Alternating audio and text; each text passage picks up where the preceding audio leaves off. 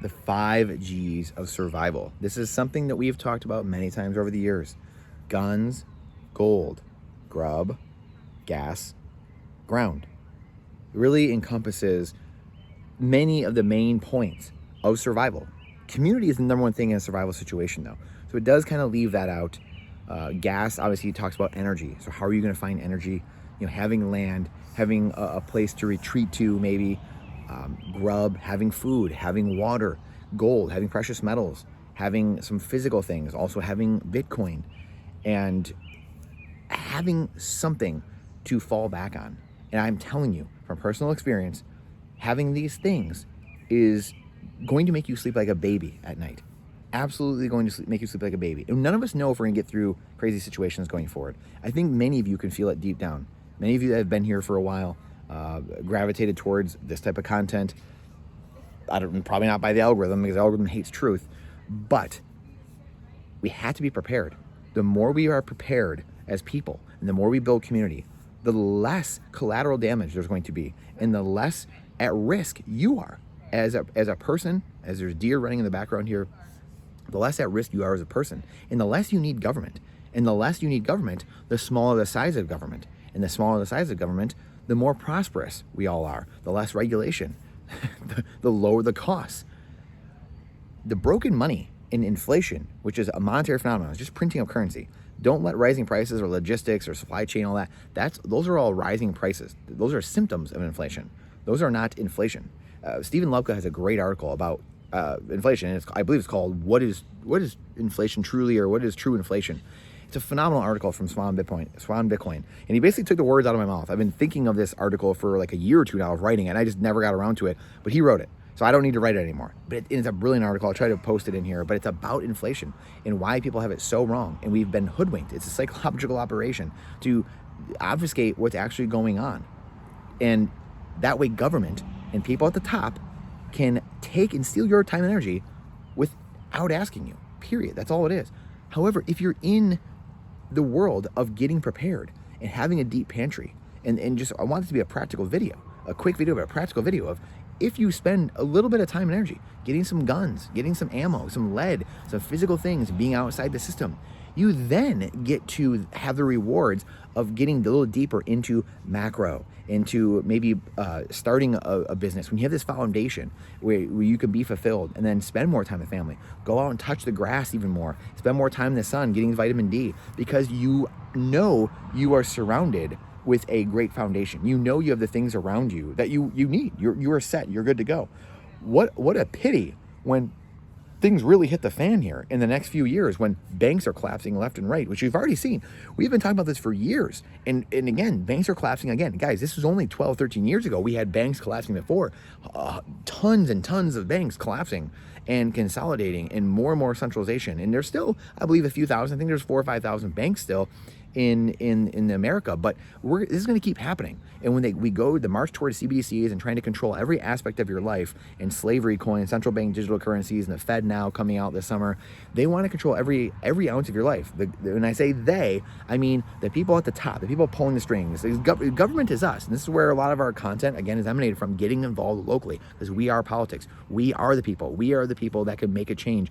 And even if you can't elect people necessarily straight up, there's a lot of people that think you can. It's like psychology is the most important thing. So if the constituents are saying, hey, you better figure it the F out, and you better stop spending our cash, and you better start using Bitcoin, something that's out of your control, Mr. or Mrs. Politician, then guess what? The politicians, if they want to stay in power, are going to listen. They have to listen. This is where Bitcoin's game theory plays out.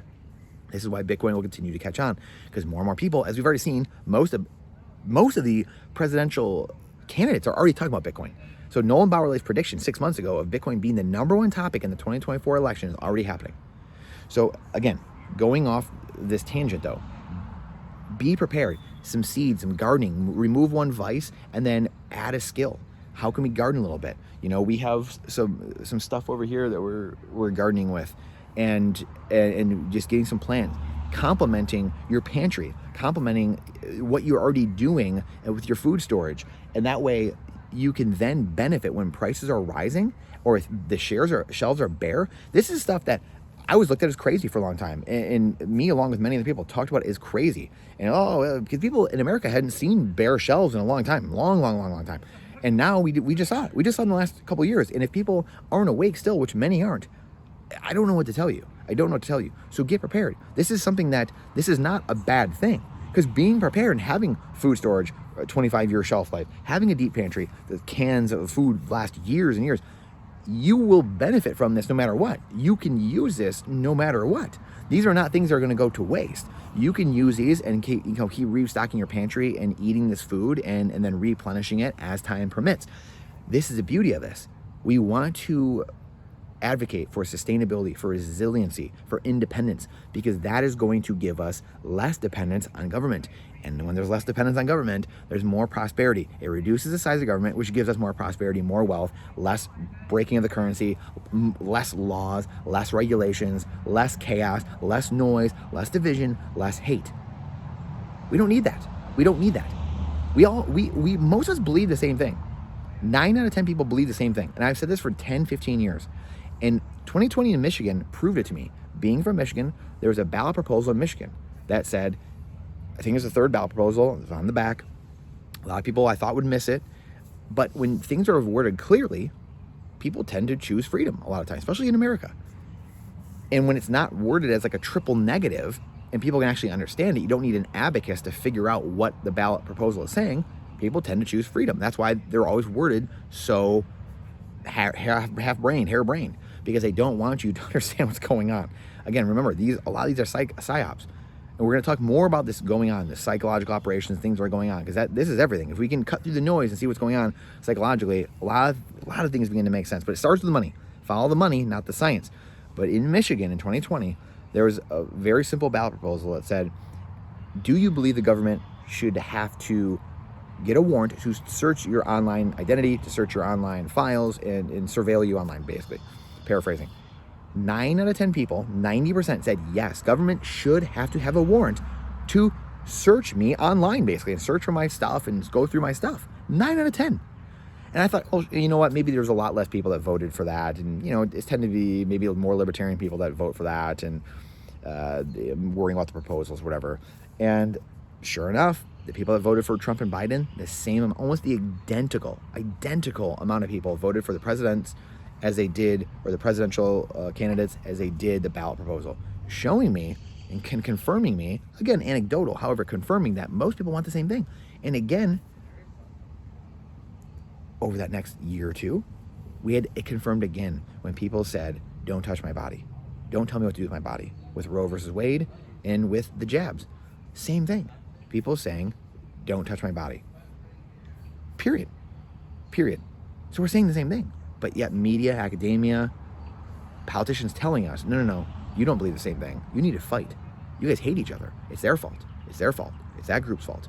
This is what we need to remove ourselves from. This is why Bitcoiners see things very clearly. Bitcoiners are the life raft off the Titanic. The Titanic is slipping slowly under the waves, the fiat legacy monetary system, controlled by the oligarchs at the top, the banking system, the Rothschilds, the JP Morgans, the John Pierpont Morgans, the Warburgs, right? Go read Lords of Finance. Go read The Creature from Jekyll Island. Go read all the books that are out there. Go watch the videos as I'm swallowing bugs. Go watch these videos. They're there at our disposal to see what happened. They are the ones controlling and breaking the money, so that way they can steal your time and energy through inflation without asking you, and then sprinkle it back into whatever initiatives, whatever propaganda they want to tell you what to believe and how long to believe it. Period. So we remove the money from them. Bitcoiners see that. We remove their money from them. They don't have power then over you. They can't just be stealing your time and energy from you at will. So this is why this is so important. End of the day, we must take that back. We must take the money issuance back. And our founding fathers knew it. Our founding fathers talked about it. Taking the money issuance back from the people. Henry Ford talked about it. Mises talked about it, I believe. There's so many people that talked about this very thing. I think Tesla talked about it. We have to get back to money issuance in the hands of the people, or else we'll never see the light of day again. We'll be divided and we'll destroy ourselves in the process. So get the survival aspect of you, the preparedness survival of you, and take care of that. because you'll sleep like a baby at night. And you then will be able to go off. Once that formal part is done, you'll be able to go off and start diving deeper into things that interest you. Because once the basics are taken care of, it's like Maslow's hierarchy of needs. Once the basics are taken care of, you can then go further up the chain into self-actualization and go into what you actually want to be doing. When you have that base level of security, shelter, food, water, etc. taken care of, security, ammo, firearms, all that, you then, and your building community along the way, you will then have that foundation where you don't need government anymore. And the less we need government, the more prosperous we all are. So it's getting dark here. I appreciate you coming to my TED Talk. Please share us out, because the algorithm hates truth. But these are simple messages we need, people need. We need to get back to the basics. Don't overcomplicate things. Don't make things harder than they are. Question everything with boldness, even the existence of God himself. This is not financial advice, it's freedom advice. I look forward to seeing you on the next one.